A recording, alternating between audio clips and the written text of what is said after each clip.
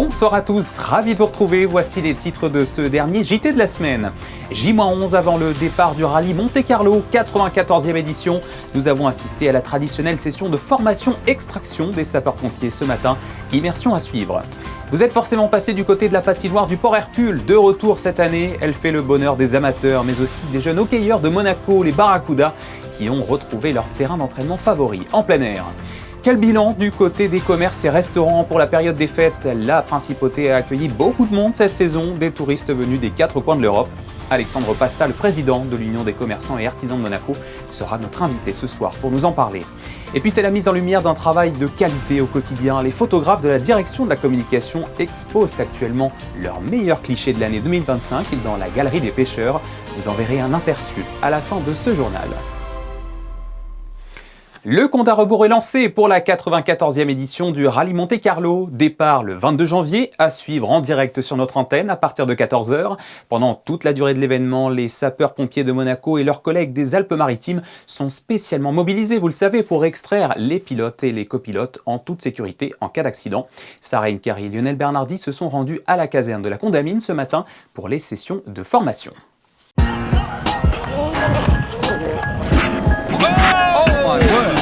À chaque rallye, son lot d'accidents. Mais attention, les plus impressionnants ne sont pas forcément les plus dangereux. Et dans la majorité des cas, les participants parviennent à s'extraire eux-mêmes du véhicule. Les soldats du feu doivent tout de même être prêts à tous les cas de figure. De manière générale, des pilotes. Après la partie théorique, l'exercice grandeur nature. Pour ce faire, le pilote de rallye Frédéric Cassiani a mis à disposition sa Skoda WRC2, une voiture aux 320 chevaux sous le capot engagée sur le rallye Monte-Carlo en 2022, conçue pour se démonter rapidement en cas d'urgence. En 2 secondes, on a pu enlever les portes. On enlève aussi le volant pour faciliter l'extraction du pilote. Les extincteurs, il y en a 2, il y a des extincteurs automatiques, des extincteurs manuels. Et après, voilà, il y a un gros arceau de sécurité. S'il n'y a pas un arrêt brutal net en latéral ou de face, on sort indemne. Et ensuite, on vient se positionner pour pratiquer l'extraction. Quand on est de ce côté-là. On a l'extraction d'urgence, qui est celle à pratiquer quand il y a feu ou un pilote qui est en arrêt cardiaque. Après, on a l'extraction semi-urgente, qui est sur décision du médecin. Celle-là, c'est une extraction qu'on va pratiquer pour pouvoir partir assez rapidement dans un endroit qui est à risque. Ce qu'on oublie comme paramètre, c'est qu'on peut être dans un fossé, au milieu de nulle part, en fait, puisque les spéciales, elles sont dans des endroits qui ne sont pas forcément très évidents. Et après, on a l'extraction différée qu'on appelle, dans ce cas-là où on peut arriver à désincarcérer le véhicule et rentrer un peu plus de personnes à l'intérieur pour pouvoir sortir dans un peu plus de temps. Dans l'extraction semi-urgente qui est le plus pratiquée sur demande du médecin, on a environ 5 minutes pour pouvoir sortir notre pilote ou notre copilote. Tour à tour, les sapeurs-pompiers de Monaco et leurs homologues du 06 se familiarisent avec les différentes manœuvres. Dans ces habitacles exigus, chaque mouvement compte. On apprend à travailler avec des arceaux, chose qu'on n'a pas l'habitude de faire sur des véhicules traditionnels. Et en plus de ça, on a des véhicules avec des sièges baquets, pareil, qui est beaucoup plus difficile pour nous, pour l'accessibilité, on va dire, pour nous pour intervenir. Et contrairement à la Formule 1, les pilotes de rallye peuvent peser lourd. Les extraire à bout de bras demande de la puissance, mais aussi et surtout beaucoup de technique. Allez, on pose. Et n'oubliez pas que vous pourrez suivre le départ du rallye Monte-Carlo en direct sur Monaco Info. Rendez-vous donc jeudi 22 janvier dès 14h. Nous vous avons beaucoup parlé dans ce journal du retour de la patinoire sur le Port Hercule, tant attendu par les amateurs mais aussi par les jeunes hockeyeurs de Monaco, les Barracuda, puisqu'habituellement chaque hiver, entre décembre et mars, la patinoire devient leur lieu d'entraînement. Alors Gaëtan Lebrun et Alexandra Paolini leur ont rendu visite hier. Casque vissé sur la tête et crosse à la main, ils sont une vingtaine aujourd'hui à fouler la glace. Des jeunes passionnés qui profitent de cette opportunité unique de s'entraîner en conditions réelles face à la mer dans un cadre exceptionnel. Moi vraiment mon objectif c'est que les parents retrouvent leurs enfants à 10h30 quand le cours est fini, rincés, à essorer parce qu'ils se sont vraiment dépensés. Mais en revanche moi ce que je veux c'est qu'ils aient un sourire aux lèvres. La compétition elle passe après. C'est vraiment l'épanouissement des enfants moi que je recherche en priorité parce qu'avec une glace 3 mois dans l'année tu peux pas en faire des champions. Mais tu peux faire des enfants et plutôt des hommes et des femmes épanouis. C'est ça qui m'intéresse. Pour ces apprentis hockeyeurs, la glace est un privilège. Le reste de l'année, lorsque la patinoire disparaît, les Barracuda troquent leurs patins contre des rollers, ce qui leur permet de continuer à progresser tout en gardant l'esprit d'équipe. C'est ma maman qui m'a montré ce sport et du coup je suis venue essayer et j'ai adoré. En fait j'ai adoré le roller et mon papa il a vu ça sur internet et j'ai tout de suite voulu faire et j'adore ce sport parce que déjà le roller ça m'a plu et là le patin aussi. On est en groupe, on se crée des copains comme ça, c'est bien, on apprend de nouveaux sports, de nouvelles choses dans le sport. En roller, c'est plus comme juste tu prends le palais et tu shootes, mais sur la glace, tu fais comme les techniques avec les patins et tout ça. Sur la glace du Port Hercule, la relève du hockey est déjà en mouvement, avec un entraînement tous les samedis de 9h à 10h30. D'autres jeunes sportifs, mais sous l'eau cette fois. Hier soir, la piscine du stade Louis II a accueilli un très beau match de gala. L'AS Monaco Waterpolo, club de National 1, recevait le mythique Proreco italien. 11 fois vainqueur de la Ligue des Champions et considéré comme le meilleur club du monde. Une soirée sportive exceptionnelle à laquelle ont assisté Gaëtan Lebrun et Hugo Comassa. Sur le papier, l'affiche était déséquilibrée, mais dans l'eau, les Monégasques ont relevé le défi avec courage face à une armada de champions du monde de la discipline. Score final 26-8 pour les Italiens au terme des 4 quarts-temps. Mais portés par leur capitaine, les joueurs de l'AS Monaco n'ont jamais renoncé, transformant cette rencontre en véritable leçon de très haut niveau. Du pur bonheur, tout simplement. Jouer une équipe de ce niveau-là, c'est incroyable. C'est une chance inespérée et on en a tous très bien profité. Au-delà du résultat, ce match de gala s'inscrit pleinement dans le projet et les ambitions du club. À chaque année, pour l'instant, on est en train de gravir une marche. On est monté N3, N2, N2, N1. N1, c'est la deuxième année. Là, on est actuellement premier. Donc, on essaye de faire les choses tranquillement, patiemment. On parle tous avec la direction, avec les entraîneurs. Donc, déjà, ça serait d'essayer de maintenant maintenir la première place qu'on a acquis jusqu'à la trêve hivernale. Donc, en étant premier, on peut accéder à la catégorie supérieure. Après, la catégorie supérieure demande encore plus d'efforts. Donc on verra la suite. Pour l'instant, on se concentre sur notre fin de saison, mais le club grandit, on est beaucoup soutenu par beaucoup de monde et on est très très fiers de ce qu'on fait et de pouvoir faire une petite parenthèse et jouer ce genre d'équipe. C'est un petit plus et ça récompense notre travail pour tout le monde. Si l'on dit souvent que l'on n'apprend jamais autant que dans la défaite et dans l'adversité, ce match face au meilleur club du monde en est plus que jamais la preuve. Les fêtes de fin d'année sont toujours très attendues par les commerces et les restaurateurs, car c'est évidemment le moment privilégié pour le partage et les dépenses avec les opulents repas successifs et les cadeaux de Noël. Alors cette année, quel bilan pour le commerce en principauté? Les clients ont-ils été au rendez-vous? Pour en parler, le président de l'Union des commerçants et artisans de Monaco, Alexandre Pasta, était notre invité cette semaine, interrogé par Patricia Navarro. Bonsoir Alexandre Pasta. Bonsoir. On vient de le voir dans ce reportage de Théo Schumer, il y a eu du passage, mais quel bilan tirez-vous de la période des fêtes pour les commerçants monégasques cette année? Est-ce que cette période a été à la hauteur des attentes? Écoutez, pour l'instant, c'est quand même un petit peu tôt encore de tirer vraiment un bilan à ce jour, mais au vu du monde qu'il y avait en principauté pendant ces fêtes, je crois et j'espère que ce sera excellent. Vous l'avez vu, dans les rues, il y avait beaucoup de monde, beaucoup de pays qui sont venus en principauté comme d'habitude, beaucoup d'Italiens, beaucoup d'autres pays qui viennent voir notre belle principauté pour ces fêtes. Écoutez, attendons un petit peu le bilan, mais je suis très optimiste. Alors c'est un petit peu prématuré pour dresser de grands bilans, mais avez-vous constaté des différences notables d'ores et déjà entre les secteurs prêt-à-porter, restauration, luxe, commerce de proximité ? Non, c'est difficile à dire. Vous savez, de toute façon, évidemment, la restauration, l'hôtellerie est toujours très demandée à cette période. Donc ça, évidemment, il y a eu beaucoup de monde là. Pour ce qui concerne le commerce de rue, on va appeler ça comme ça, il y a eu beaucoup de monde. En plus, il ne faut pas oublier, c'est la période des soldes qui a commencé le 2 janvier.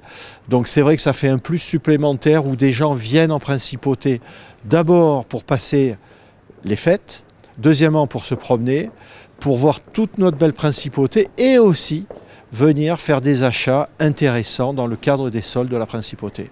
Oui, alors on ne va pas différencier les clientèles, mais là on l'a dit, c'était une clientèle plutôt touristique. On a beaucoup entendu parler italien. Est-ce que c'est une clientèle qui consomme dans les commerces monégasques traditionnellement ?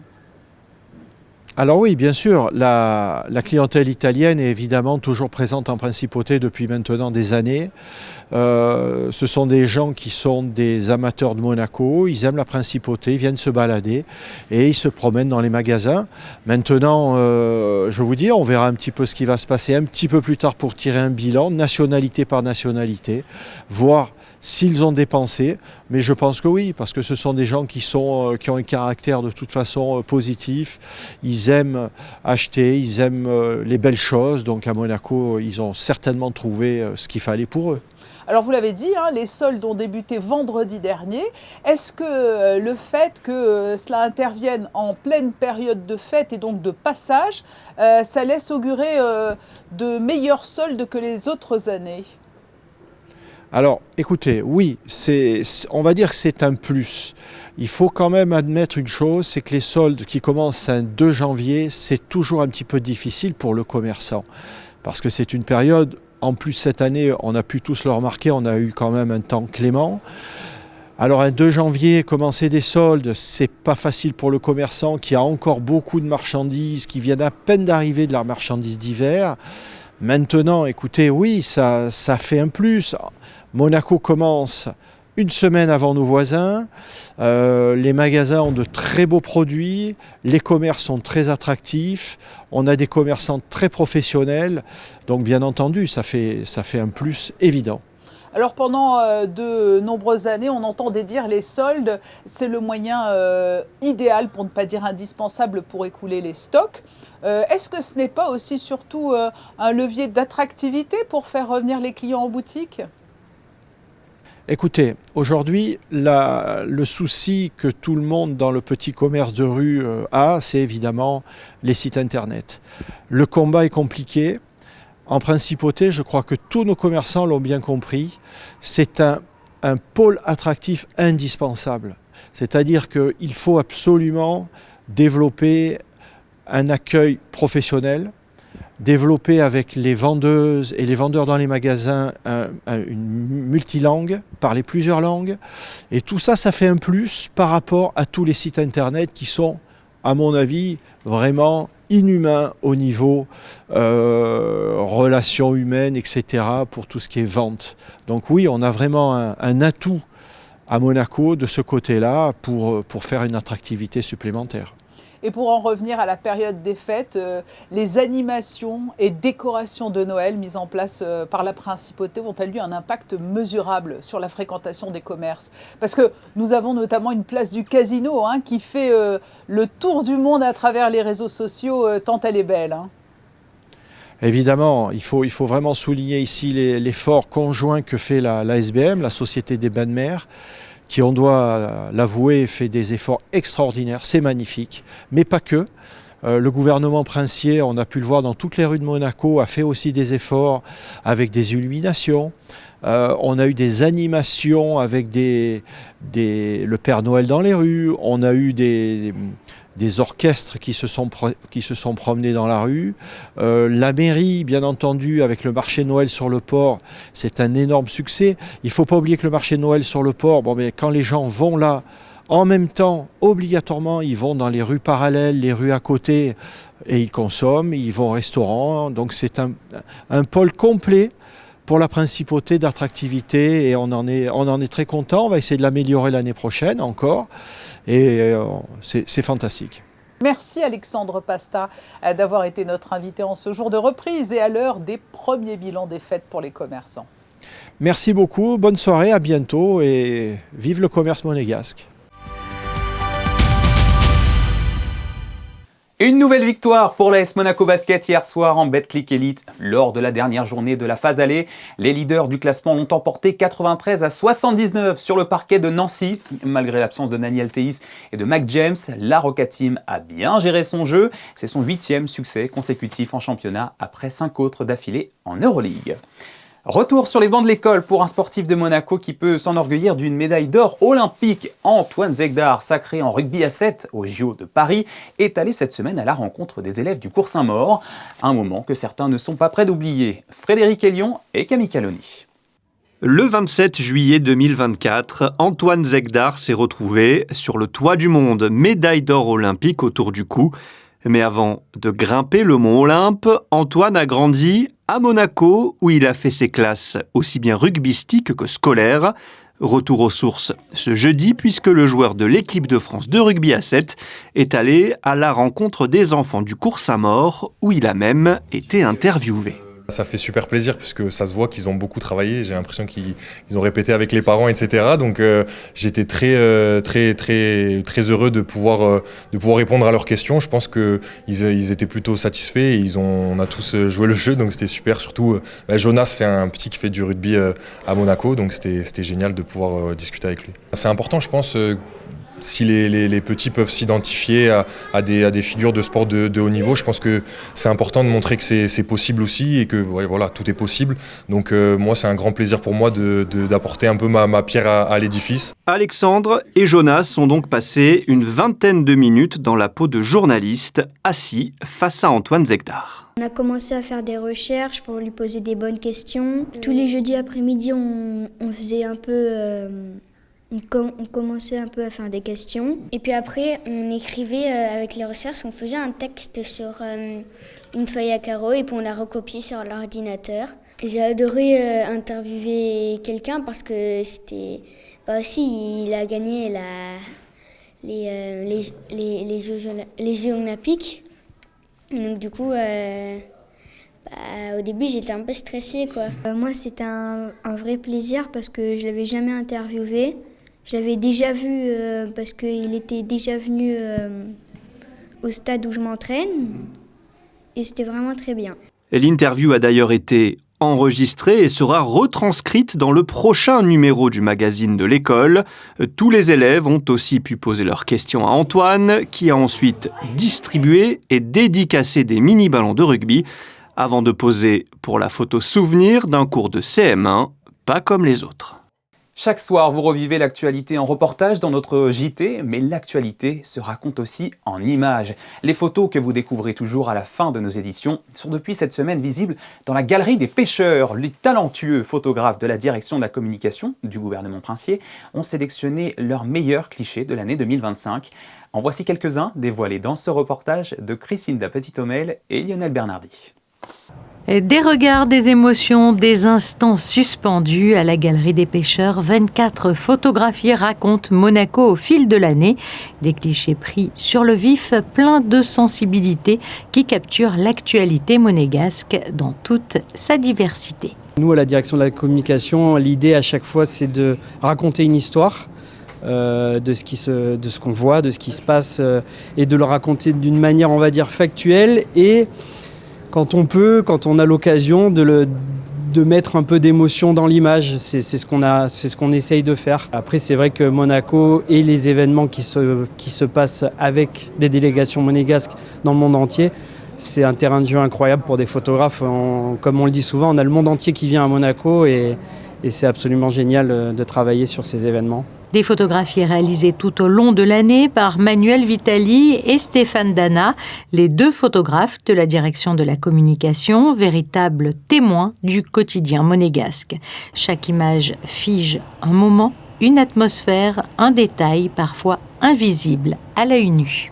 Alors il y en a deux. La première, c'est une de Stéphane Dana qui s'est passée pendant la cérémonie d'ouverture du festival télé. Et en fait, c'est un portrait du souverain. Ce qui est marquant, je trouve, sur cette photo, c'est que c'est un moment où en fait l'action se passe ailleurs et on voit le souverain qui applaudit, qui a un sourire, mais en fait il y a une vraie émotion, je trouve, dans le regard. Et la deuxième photo, c'est une photo que j'ai prise, mais je suis assez content de la photo parce qu'en fait c'est au Jeu des petits États d'Europe en Andorre.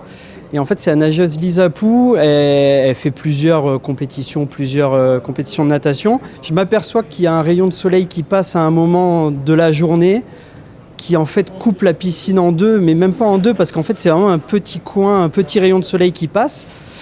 Et je sais qu'à un moment, si j'arrive à mettre un nageur dans ce petit coin de la piscine, je sais que ça peut faire une belle photo. Et fatalité, c'est Lisa Pou, elle bat des records. Et donc il y a tout qui va, quoi. Il y a on va dire la composition de la photo, mais aussi l'événement qui est assez marquant, assez fort, et la performance qui est bonne. Donc voilà, j'étais très content de la faire, cette photo. Les 20 ans de règne, l'intensité du Ypres, la tension des obsèques de Didier Guillaume, mais aussi la vie institutionnelle et politique de la principauté. Une exposition comme une mémoire visuelle qui invite le public à redécouvrir Monaco à travers l'instant et l'émotion. Magnifique. Allez, au programme maintenant des mardis du cinéma en ce début d'année. L'Institut audiovisuel proposera La Maison et le Monde, un film sorti en 1984 qui nous plonge dans l'Inde du début du XXe siècle sous domination britannique. Pour explorer un peu plus cette œuvre qui sera projetée ce 13 janvier à 19h au Théâtre des Variétés, le directeur de l'Institut audiovisuel, Vincent Vatrican, a répondu aux questions de Fabien Bonilla. Vincent Vatrican, bonsoir. Bonsoir Fabien. Aujourd'hui, on part en Inde pour un film de 1984, La Maison et le Monde. Qu'est-ce que ce film ? Alors, c'est un film de Satyajit Ray, du grand cinéaste indien, bengali, Satyajit Ray, qu'il a réalisé 10 ans avant sa mort. Alors même que c'est un film auquel il pensait dès le début de sa carrière. Adaptation d'un roman de Rabindranath Tagore, du grand écrivain indien, prix Nobel de littérature, très proche de la famille Ray, mais pour X raisons, voilà, il ne l'a pas mis en œuvre et c'est à la toute fin de sa vie qu'il décide de le porter à l'écran et c'est un film qui est presque la quintessence de son cinéma et d'un cinéma voué à l'épure. Je vais m'expliquer. C'est un film dont l'action se déroule au début du XXe siècle, 1907 très précisément. L'administrateur anglais de cette colonie, qui était le Bengale, décide sa partition en deux, avec une partie territoire à dominante hindoue et de l'autre à dominante musulmane. Évidemment, ça va créer énormément de tensions. Donc, premier axe du film, un contexte politique, un contexte oui, c'est un film politique. Un contexte de crise. Là-dessus se greffe donc plus concrètement la rivalité de deux personnages. Un premier personnage qui s'appelle Sandip, qui est justement l'animateur de ce mouvement nationaliste, qui grosso modo soutient les paysans et les cultivateurs pour utiliser leurs propres ressources plutôt que l'importation de produits étrangers. Le deuxième, qui était son ami d'enfance, qui s'appelle Nikhil, je cherchais son nom, qui est lui un propriétaire terrien et qui lui, au contraire, symbolise plutôt une partie libérale de la population qui, au contraire, préfère continuer à faire du commerce avec les Anglais et tolère, comme faisant partie intégrante de la population, les musulmans. Donc, deuxième ressort du film, cette opposition entre ces deux positions. Et puis, troisième récit, un récit de femme. Pour qui connaît l'œuvre de Satyajit Ray, il n'y a pas un film sans personnage féminin fort. Bimala, qui est la femme du propriétaire terrien, mais qui est sensible aux arguments de Sandip et de la défense de la nation indienne. Oui, c'est une histoire d'amitié, c'est une histoire d'amitié, une histoire d'amour, une histoire politique aussi, tout ça. Oui, et puis pour revenir à Bimala, une histoire d'émancipation. Ouais. C'est ça, j'allais vous poser la question tout à l'heure. Le film raconte bien comment, à cette époque, les femmes étaient maintenues chez elles, et là, parce qu'il est libéral, son mari accepte à un moment qu'elle passe cette porte qui n'est pas que symbolique pour pouvoir aller dans le restant de la demeure et vers l'extérieur. D'où le titre d'ailleurs, La maison et le monde. Alors voilà, c'est tout l'enjeu du film. La maison, c'est presque le huis clos où va se dérouler quasiment intégralement le film. Et le monde, c'est-à-dire ce qui se passe à l'extérieur, la réalité politique humaine de l'Inde et même au-delà. Et c'est ce mouvement qui fait tout l'intérêt du film, parce que tout passe par la parole. Il faut aller le voir, ce film. C'est pour moi un des plus grands films de ce cinéaste. Voilà, il terminera par un film autrement plus politique qui s'appelait Un ennemi du peuple, qui était aussi un grand film sur la parole, mais celui-ci dégage une forme de sérénité qui fait que c'est un film quasiment universel. Allons voir donc La maison et le monde. Merci Vincent. Merci Fabien.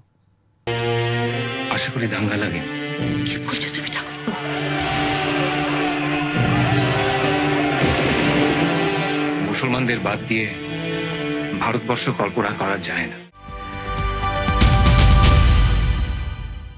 Et c'est ainsi que se referme ce dernier journal de la semaine. Merci à vous de l'avoir suivi et merci pour votre fidélité à notre antenne.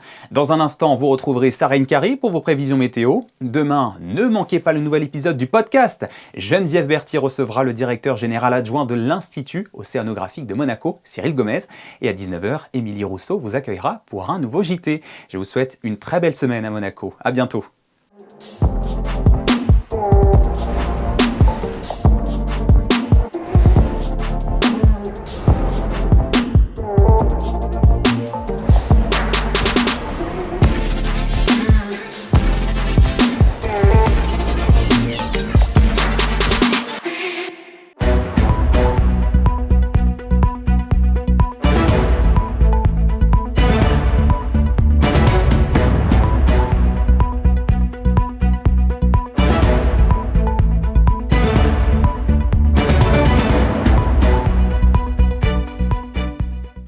Retrouvez la météo avec Suisse Courtage, le spécialiste de l'assurance à Monaco depuis plus de 35 ans. Notre expertise à votre service. Bonsoir à toutes et à tous, j'espère que vous avez profité du soleil ce week-end car il se fera plus discret en ce début de semaine. Demain, ciel gris au programme et des températures évoluant de 7 à 11 degrés au meilleur de la journée. Attention, sous l'effet du vent, le ressenti sera un peu plus frais. Un conseil, couvrez-vous. Et puis ce lundi, vous penserez, si vous en connaissez, à souhaiter une bonne fête aux Tatiana. Passez une excellente soirée sur Monaco Info. C'était la météo avec Suisse Courtage, le spécialiste de l'assurance à Monaco depuis plus de 35 ans. Notre expertise à votre service.